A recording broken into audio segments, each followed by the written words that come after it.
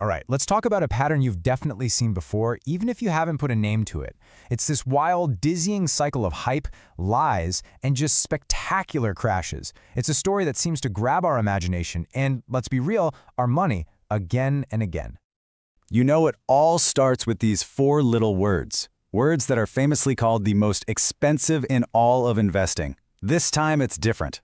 I mean, that's the mantra, right? It's the go-to justification for throwing logic out the window and just believing. It's that little voice whispering in your ear, convincing you that all the old rules about, value and profit, they just don't apply anymore. And man, the promises that kick these things off are always so simple, so seductive. I mean, remember this one? The pitch from Theranos. It was absolutely brilliant. 1 drop of blood, 200 tests, no needles. It wasn't just a product they were selling. It was a revolution in healthcare, all packed into this tiny, painless idea. Honestly, who wouldn't want to believe in that? And it's the same kind of thing we saw back in the mid-90s. This phrase, this wasn't just a catchy slogan. People treated it like a prophecy. The internet wasn't just a tool, It was the future. It was mysterious, sure, and kind of glitchy, but it was brimming with this world-changing potential. And the belief, it was total, absolutely unwavering. And then you have a company like Enron. Oh, the language they used was so slick, so abstract. They'd say things like this. See, they weren't just a pipeline company anymore. Oh no, they were a tech company, an innovator. They were selling the future of energy, the very concept of it. It sounded incredibly brilliant, even if nobody, and I mean nobody, could actually explain what the heck it meant. So you see the pattern here, right? Every single one of these stories, they all start in the exact same place, with an absolutely irresistible promise. It's an idea that's so big, so revolutionary, that it just feels like it's beyond skepticism. It grabs your imagination and makes you feel like, wow, we are on the edge of something brand new. And this leads us right to the psychological engine that really drives this whole machine. A little thing called irrational exuberance. We're not talking about spreadsheets or P&E ratios here. No, this is all about a feeling. It's about how people stop investing in actual businesses and start, as one person put it, investing in vibes. And let me tell you, when vibes take over from fundamentals, prices can go, well, they can go anywhere. Okay, but a great promise on its own isn't quite enough. To build a real bubble, you've got to take that promise and blow it up into a full-blown myth, a belief system that everyone buys into.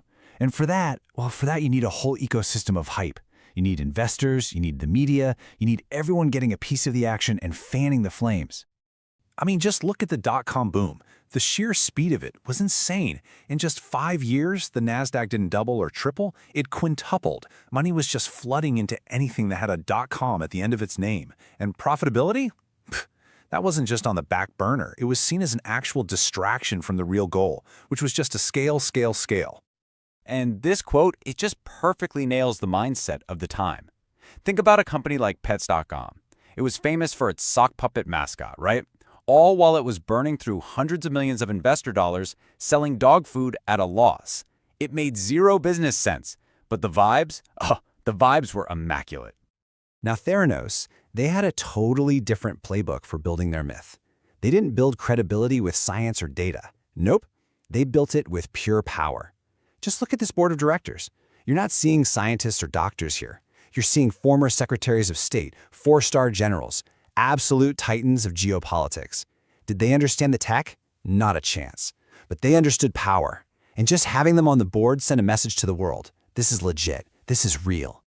And of course, you can't forget the role the media plays in all this. Take Enron. Fortune magazine named them America's most innovative company for six consecutive years. This is while their business was becoming more and more confusing.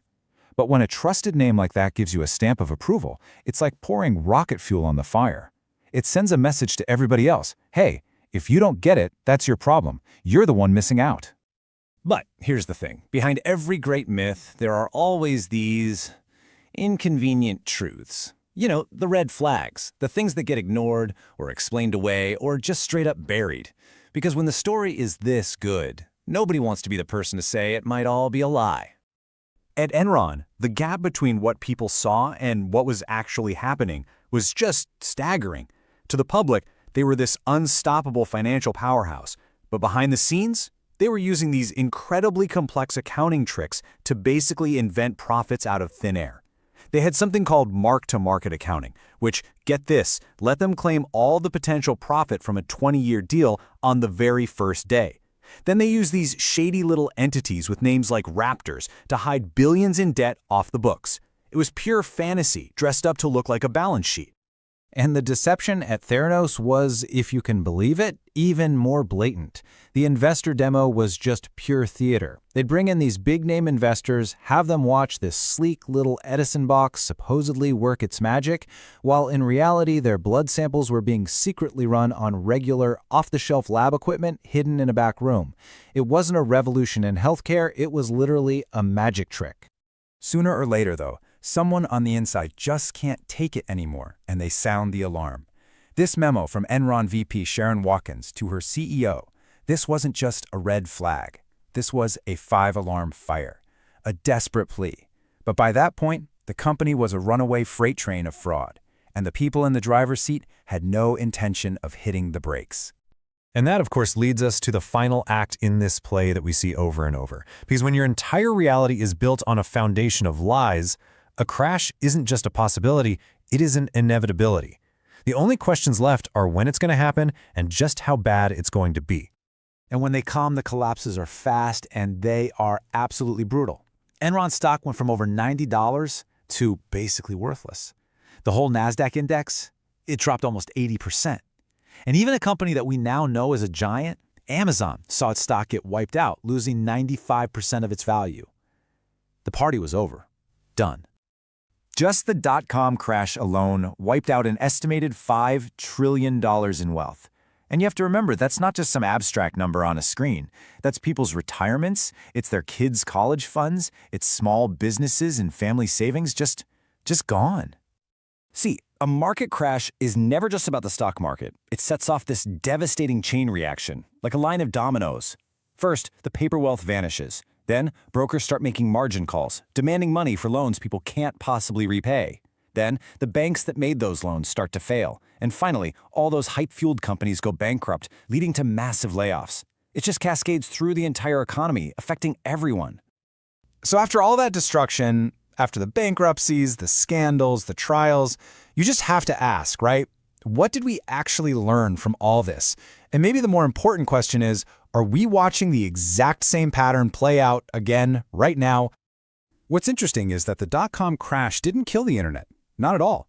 In a way, it actually cleared out all the dead wood and made way for real, sustainable businesses to grow. The survivors, companies like Amazon and Google, they were built on the wreckage of the bubble. But they focused on this one kind of boring, old-fashioned idea that everyone else seemed to forget about. You know, profitability? And that brings us right back to today, because the parallels between the dot-com era and the AI boom we're in right now, they're almost impossible to ignore. The promise is identical. AI will change everything.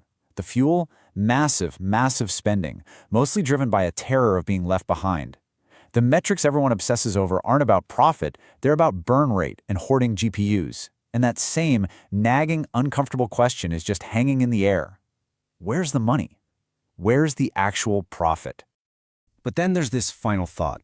What if these public boom and bust cycles that we all watch are just the surface level? What if there's something deeper going on? There are hints of these powerful, behind-the-scenes networks of influence, suggesting that beyond the companies we see rise and spectacularly fall, there are other systems of power playing by a whole different set of rules. And that really leaves you with one last, pretty chilling question. Are these crashes just a natural part of the market, or are they a feature of a much larger unseen